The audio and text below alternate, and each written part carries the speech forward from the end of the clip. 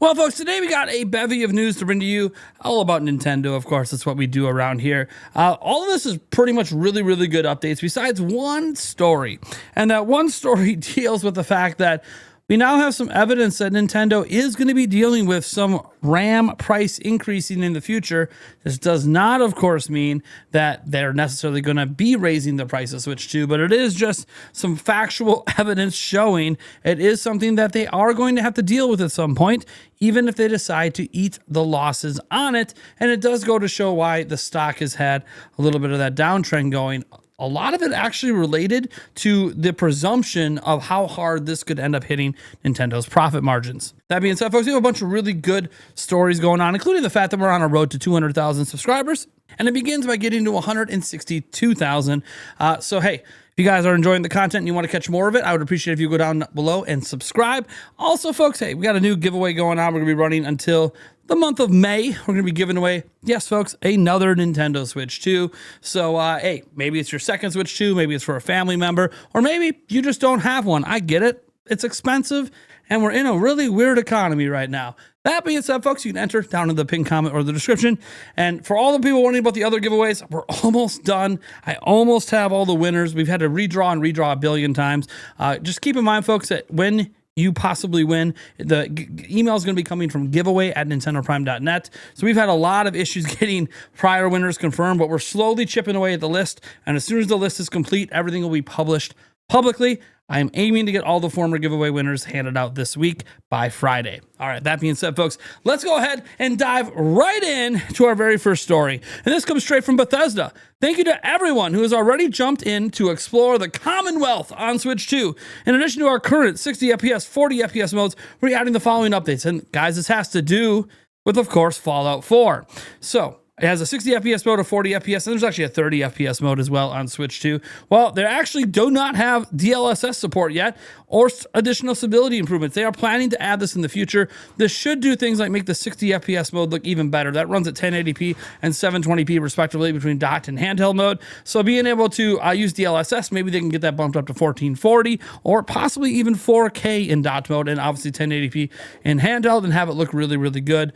We'll have to wait and see, of course, until it happens. But some people thought maybe they should have released the game until this was ready. But then if you've actually played Fallout 4 on Switch 2, you would know it actually runs and looks really well and looks even better than that trailer they showed when they showed off the game. So I wouldn't say they need to really delay for these sort of updates, but this is the benefit of modern gaming is like a game releases and it's not stuck in that state. They can add things later. And I'm assuming these are just going to be free updates. So take that for what you will.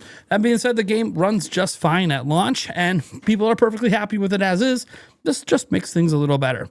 Next up, we got to get to what is probably one of, if not the final patches for Kirby Air Riders. We know that team will be disbanding soon. Masahiro Sakurai already talked about that, but they had a balance update drop today. So Kirby Air Riders gets a new update today, and we're going to get to the full patch notes here. And basically, they added the amiibo support for Meta Knight, King DD, and Chef Kawasaki, because those weren't added to the game yet. And then the performance of certain riders has been adjusted. So this is where they go over balance adjustments. So again, this is a balance adjustment update. The performance of some machines has been adjusted as well. Again, this is all just a balance update to the game for the most part. Copy ability has been adjusted. And then obviously a bunch of bug fixes, which of course is going to be pretty standard. So yeah, and they're trying to improve stability during online play, which is a big thing for some people who keep getting disconnected. Now, it's really interesting because it says version 1.3.1 may not be compatible with replays from version 1.3.0. So there could be some issues there with some of your guys' replays. But yeah, this is obviously just to make the game better and better and better. And it was noted over on social media when this was posted that this appears to be the final balance update. They do not plan to do any more balance updates. So whatever the game is like now, this is what they plan for it to be forever. I don't want to say there's not going to be any updates in the future, but they got that one little content update they did that I guess wasn't ready for launch, and they gave it to us for free. So credit to them for that. And then obviously they did this balance update. I would probably think there's probably not too many more updates coming, if at all. That being said, one thing I wanted to update you guys on is Resident Evil Requiem. That's right. Reviews dropped today, and we actually have additional news on top of that. But first to the reviews, you can see over on Metacritic here, it's at an 88. And if you want to go by all platforms, you can see obviously it's at a 90 on Switch 2, 91 on PC, and a 92 on Xbox. You might go, man, are those versions really better? I'm like, well, no. 112 critics played the PS5 version. Only 10 played the Xbox Series version. 15 played the PC version, and only 12 played the Switch 2 version. So they just have less reviews. If they also had like 50, 60, 100 plus reviews, I'm guessing the scores would probably come down as well. But a majority of the journalists out there decided to play the PlayStation 5 version for their review. So the 88 is probably more accurate to what the actual overall experience is from the wider breadth of video game journalists out there. But then again, these scores are not necessarily counted in that 88. So maybe these scores actually end up bringing the score up to an 89. I don't know. Obviously, Metacritic's an interesting place. It's an 88, notably over on OpenCritic as well, where it's combining all the platforms together. All right, that's really cool. But what else do we have to talk about with Resident Evil? Because I did note, obviously, it's reviewing very, really well. People are really excited about how it runs on Switch 2 and everything. Well, how about the fact that they were actually initially skeptical about the Switch 2, the developers of Resident Evil Requiem, and then when they got it, Switch 2 actually impressed them for how powerful it is. Let's get into this article over by IGN. You can see the headline, Resident Evil Requiem director admits that Capcom was initially skeptical about Switch 2 performance. So this came from the new creator's voice from Nintendo, and it says, the Nintendo Switch 2 system has improved graphic specs, so we wondered if Requiem could run on it, and it did, with ease. When we, the development team, first saw it in our hands, we were skeptical too, so we had to do a triple take. We thought to ourselves, oh, is this really running on Switch 2? He continued. It all works so smoothly, and we decided to just go ahead with the game as is and make it for the system. With the specs like these in handheld mode, it just looks great.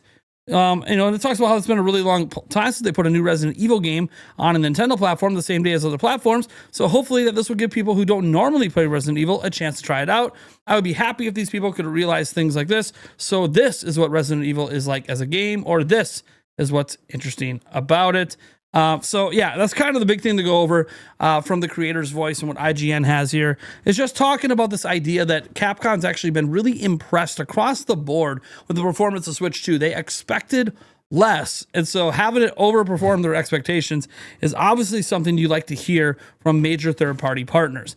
You know what's also really interesting? Well, there was a Famitsu article put out about Ecco the Dolphin. That's right. If you guys remember, we talked about this a while back, how they were talking about how they're going to do a remaster and it's going to come back. Well, now there's a full featurette in Famitsu, and of course we don't read Japanese, so we're reliant on summaries. One of the things here is that remasters are coming to Switch. It's the only platform, by the way, talked about in the entire magazine. Literally, the only thing talked about. And it says, obviously, switch between visual styles and gameplay and concept are included. So let's take a look at some of these images here. If you remember Ecco the Dolphin, this is all going to look very, very familiar to do. I don't know if these are just the remastered shots. It could be, or they could just be calling back to the original. Either way, guys, I'm really enjoying the fact that this game's coming back. It's always nice to see some classics from my childhood make a return, and this is just another one. Now, that being said, we have some other stuff we need to get into, including the fact that there's actually a new cinematic trailer for Lego Batman Dark Knight. Now, I'm really excited for this one. We're just going to hit play on this. This is one of my most anticipated games of this year.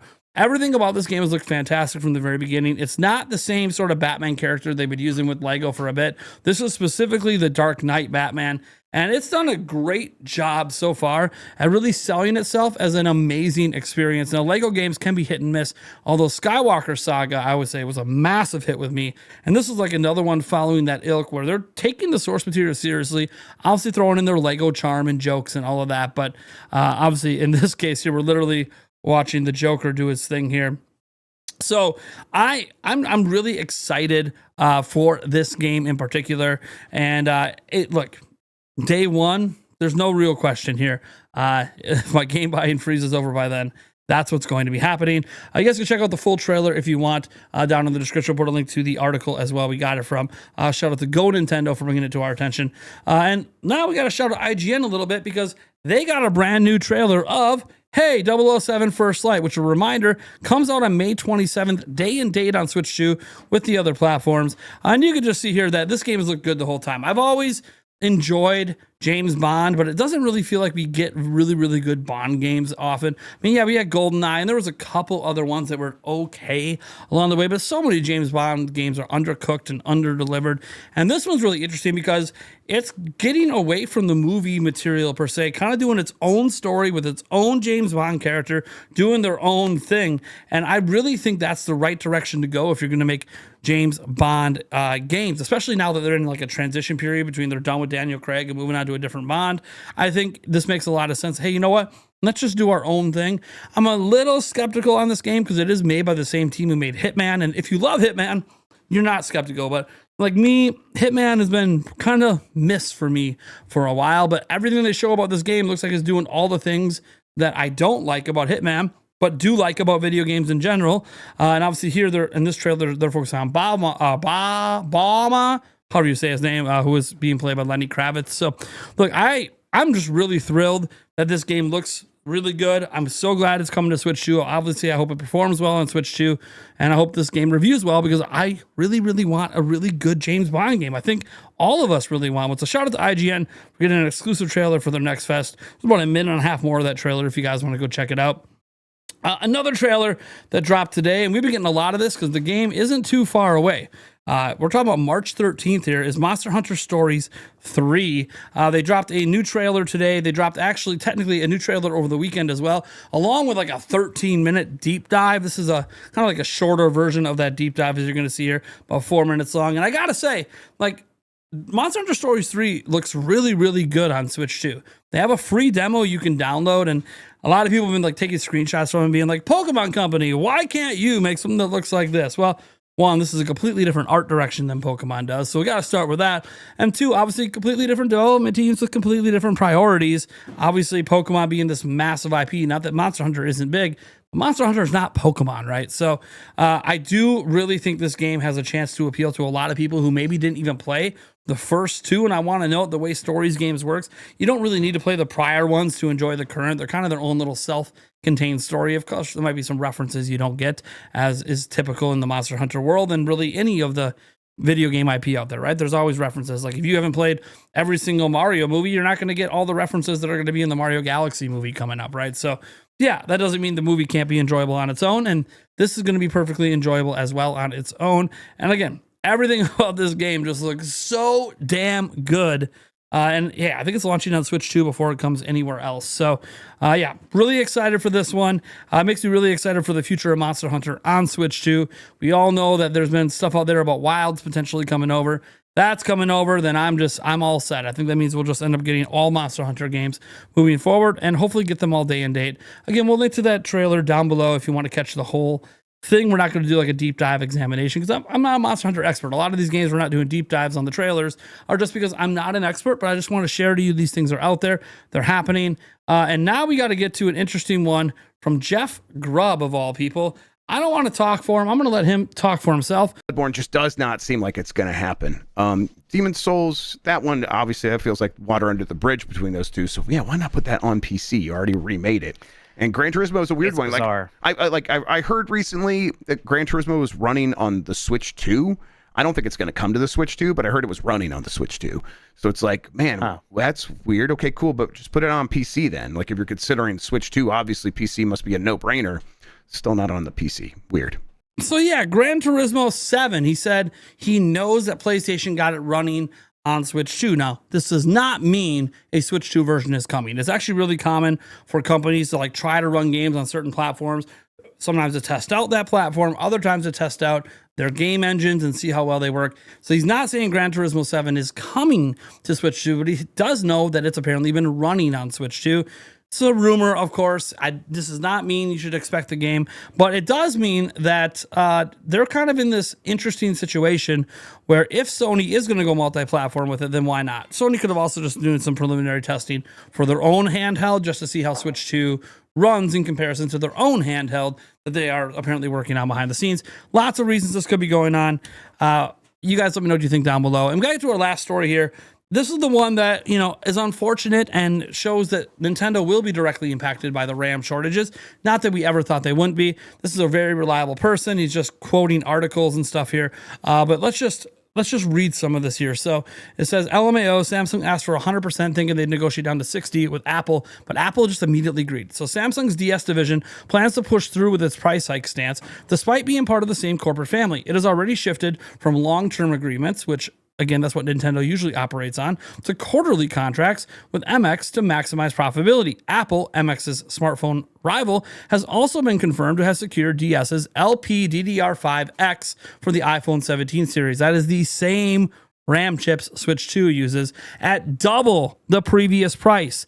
Apple recently held an emergency meeting with DS to negotiate first half delivery volumes in order to stabilize memory procurement. A semiconductor industry source says Samsung's DS division originally strategized to raise LPDDR5X prices for Apple's iPhone by about 60%. However, at the first negotiation table, they opened with a 100% increase, intending to converge towards 60, and Apple accepted it on the spot. So that became the final price. That's how desperate smartphone makers are to secure memory inventory. And here's the thing, the Switch 2 uses the same memory. So this is going to lead to Nintendo having to pay more in the future for LPDDR5X, because again, that memory is used in smartphones and they're paying high premiums. And by the way, it sounds like they're charging quarterly for the contracts, not yearly anymore. So when Nintendo's contract comes to an end, and they'll be negotiating before it comes to an end, they're going to be recording they're going to be doing this by quarter, right? And so the prices are going to go up. The question is, will Nintendo eat the cost? Will the fact that some of the tariffs might go away? You know, could other components get cheaper to make? I know Nintendo talked about the hope that other components get cheaper to offset the rising costs. I don't think Nintendo has any intention to want to raise the price, and they did say they would consider other things like market momentum and, hey, we really just want to get this in as many people's hands as possible so software sales can make this a moot point.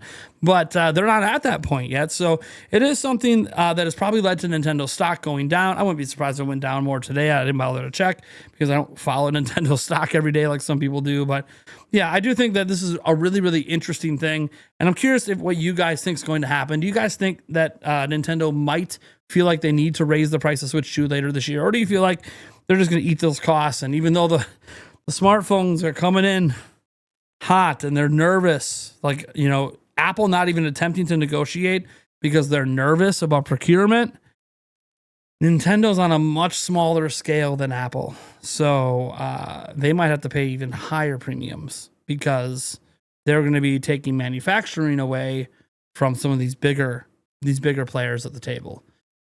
So I'm a little nervous. Obviously, we all hope the AI bubble bursts at some point, or at least if it doesn't burst, like I've always said, I'm not sure if the AI bubble will burst, but it'd be nice if it would just settle in.